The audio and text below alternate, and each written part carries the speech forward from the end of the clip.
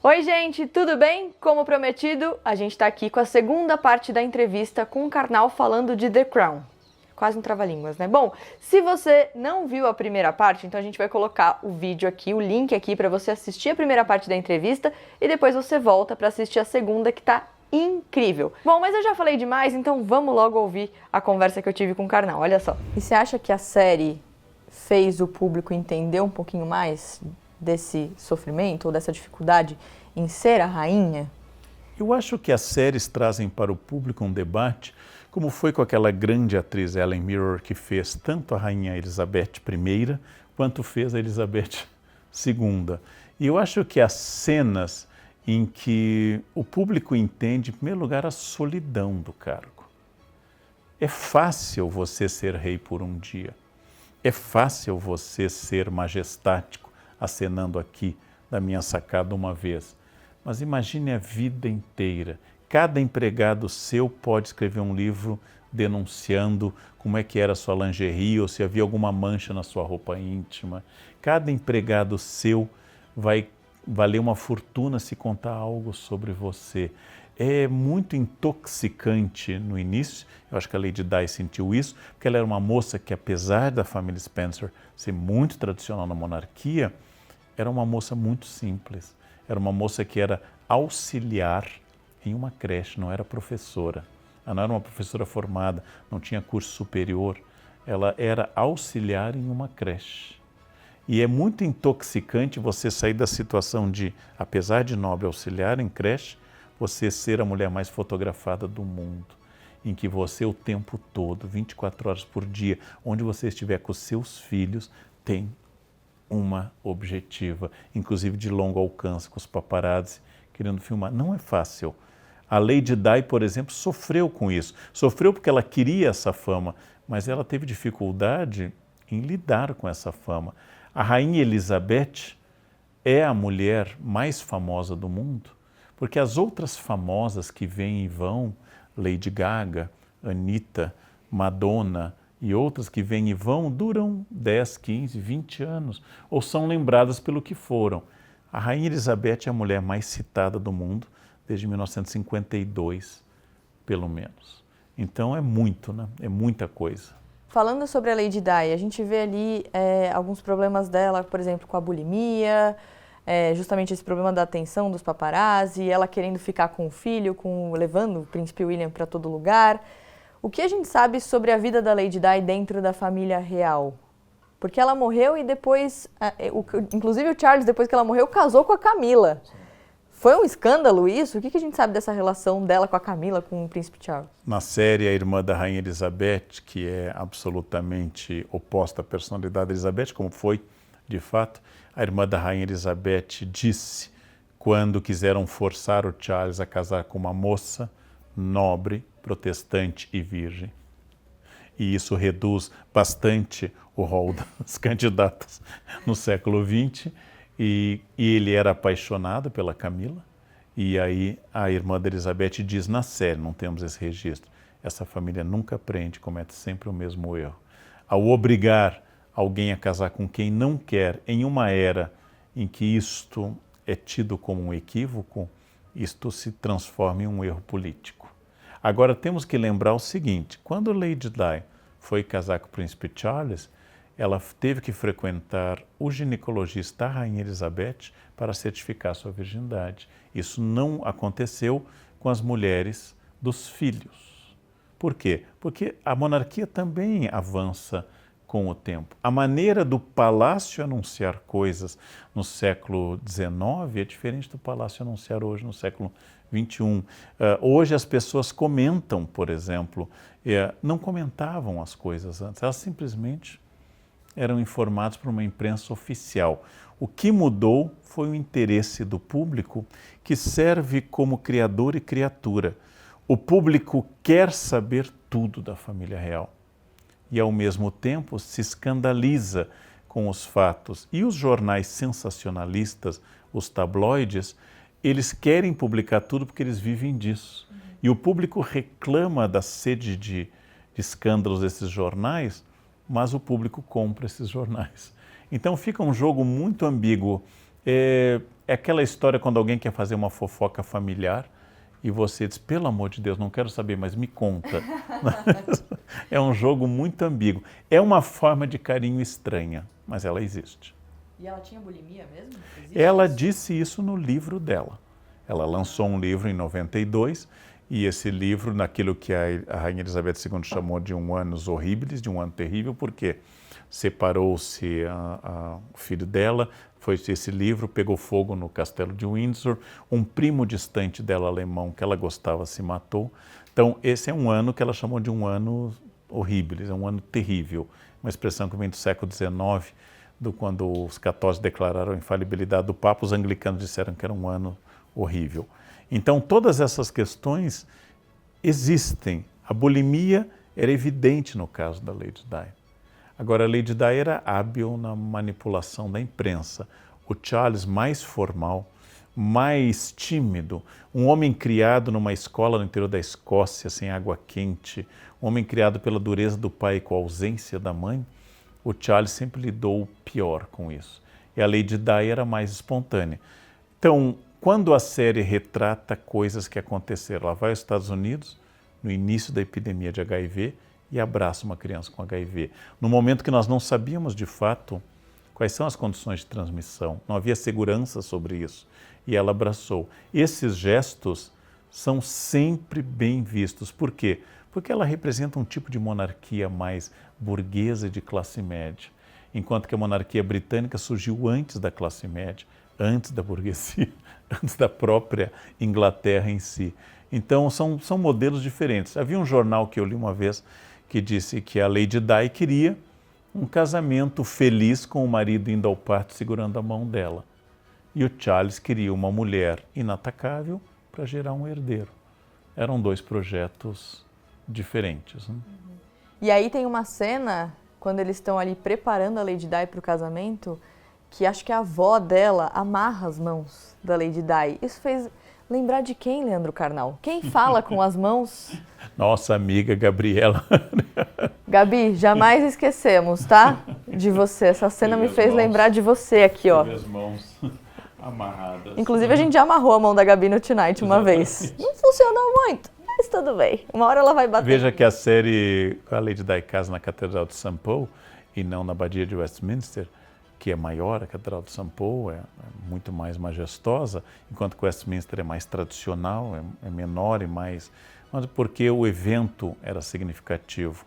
E a cena famosa de Lady Di entrando e o véu dela gigantesco, arrastando, Lady Di um pouco acima do peso que, pelos padrões de exigência atuais, na hora do casamento, depois perdeu bastante peso e virou uma personagem assim, amiga de Elton John, amiga da nossa Flecha de Lima, da mulher do embaixador brasileiro, e uma mulher que dava entrevistas e tirava fotos e tudo isso. E, ao mesmo tempo, uma vítima de toda essa pressão midiática. Vejam, nós, eu e você, que experimentamos uma parte ínfima, pequena dessa fama que essas pessoas experimentam, temos episódios constrangedores.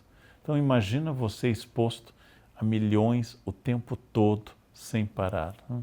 É a solidão que a gente vê na série também da rainha. Agora, Carnal, se eu pudesse, eu ficaria horas aqui, porque eu tenho muitas dúvidas sobre The Crown, e eu já perguntei muitas coisas sobre isso nos bastidores pro Carnal. Toda hora eu fico assim, é verdade que o rei, o tio da rainha, tinha ligação com o nazismo? Eu fico perguntando tudo para saber o que é real ou não, porque não tem fonte melhor do que Leandro Carnal. Inclusive, é verdade que ele tinha? Bom, se lembrar que ele fez aquela tradicional viagem do príncipe de Gales, faz pelo Império e foi à Austrália e Nova Zelândia e emitiu opiniões declaradamente racistas ao voltar, que ele tirou foto com Hitler assim que saiu do trono.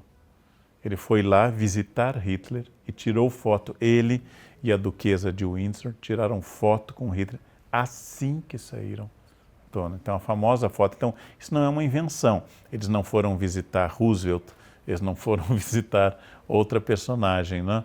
Em 1936 podiam ter tomado outros destinos.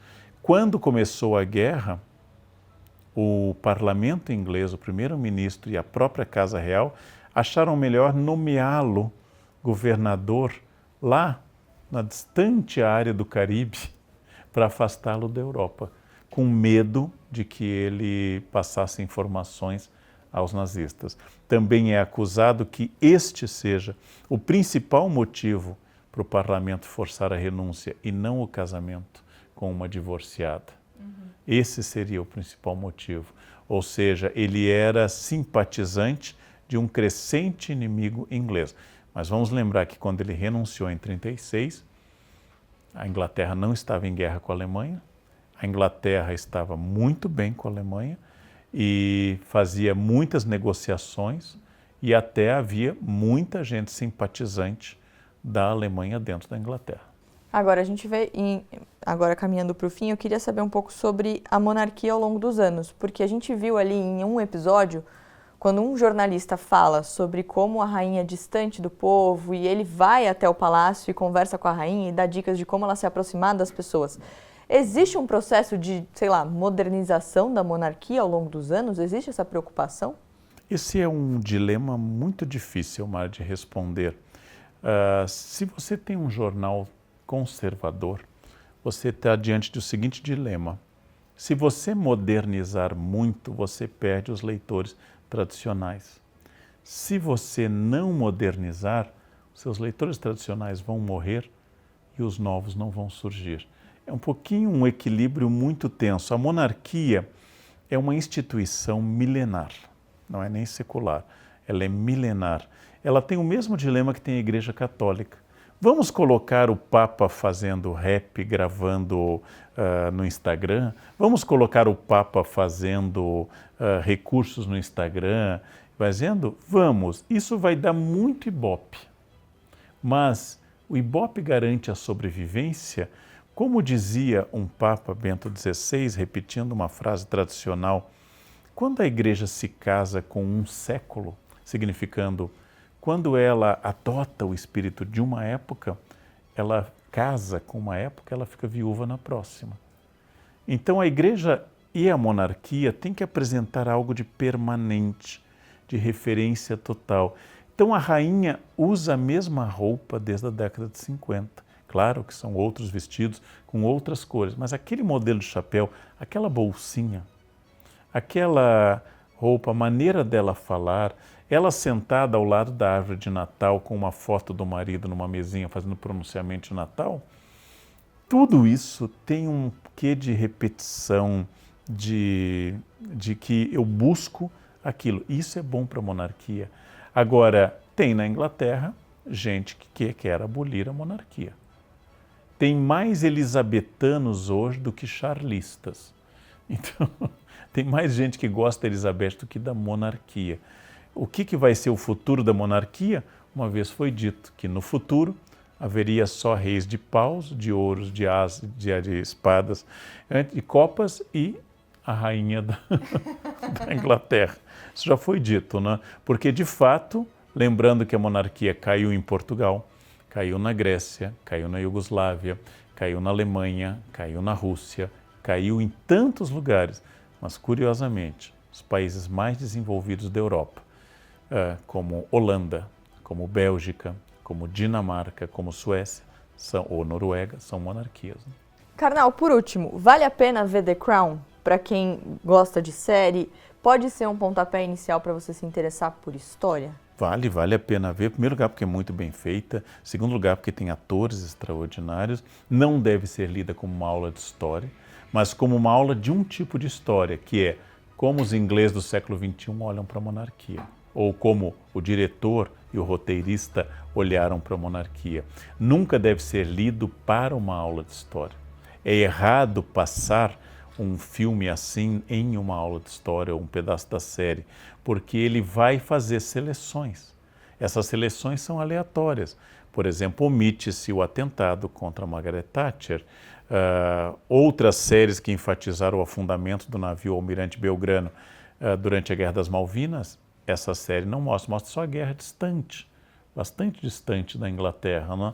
Então, tudo isso é um exercício muito bom. É lúdica, é boa, e se for a porta de entrada para você ler uma boa biografia, se for a porta de entrada para você estudar um bom texto de história sobre a Inglaterra, melhor ainda. Eu acho que o cinema tem esse poder de sedução. Quantas vezes eu fui reler agora nas férias um romance de Guy de Maupassant, que é um romance tradicional, Bel Ami, e na capa do romance está o filme recente Bel Ami. Ou seja, que o livro vai ser lido porque há um filme chamado Bel Ami, sobre esse sedutor profissional do século XIX. Eu acho que eu gosto muito disso, mas não interpretem série como aula de história. Ela é uma aula de entretenimento para a televisão. Para quem não tem o WhatsApp de Leandro Carnal, porque eu obviamente tenho, né? Sou amiga pessoal de Carnal, posso perguntar, Carnal, aconteceu isso ou não? Alguém que não tenha o seu contato, Leandro Carnal, e quer se interessar mais pela família real, como estudar, como entender mais sobre a família real? Qual a melhor fonte? Bom, tem muita bibliografia, tem muitas histórias tradicionais da Inglaterra. No Brasil há poucas em português, curiosamente, histórias gerais da Inglaterra. Os livros como o da Lady Di, ou os livros em que cada membro da família real explicou seus motivos, esses estão traduzidos há bastante tempo. Existem sempre histórias da monarquia britânica, existem muitos bons textos para você pesquisar. Agora lembre-se sempre de que história não trabalha com o verdadeiro, mas com o verossímil, memória é sempre uma construção. A Rainha Elizabeth II tem uma imagem hoje, daqui a 30 anos terá outra. Daqui a 100 anos terá uma completamente diferente. Né? Reis que nós consideramos importantíssimos na sua época, depois desapareceram. Então, o importante é ler e ler fontes contraditórias, ler questões contraditórias. Tem muitos filmes sobre Elizabeth II e, naturalmente, sobre a sua famosa antecessora lá do século XVI, Elizabeth I. Obrigada, Carnal. Eu aqui agradeço, foi um prazer. Adorei a nossa conversa, obrigada por me receber na sua casa. Quando eu for perguntar de The Crown, eu vou te mandar um áudio de 5 minutos. Perfeito, perfeito, Tá bom? né? E aí você me dá uns 2 meses para eu ir escutando em intervalos de seu podcast, né? Ele odeia áudio, gente, odeia áudio. Eu sei disso porque o Carnal é muito meu amigo, gente. É isso, então. Carnal, obrigada mais uma vez. E quando sair uma temporada nova, a gente volta a conversar. Sem dúvida. Tem muita coisa para falar sobre The Crown ainda. Obrigada, gente. Então a gente conversou sobre The Crown aqui com o Carnal. É quase um trava-línguas isso, né? The Crown com o Carnal. Para falar um pouquinho sobre o que é verdade e o que não é na série e como entender um pouco mais a família real britânica. Você sabe como funciona. Se inscreve, curte, comenta, coloca aqui o que mais você quer ver no canal. E é isso, a gente se vê no próximo vídeo. Um beijo grande.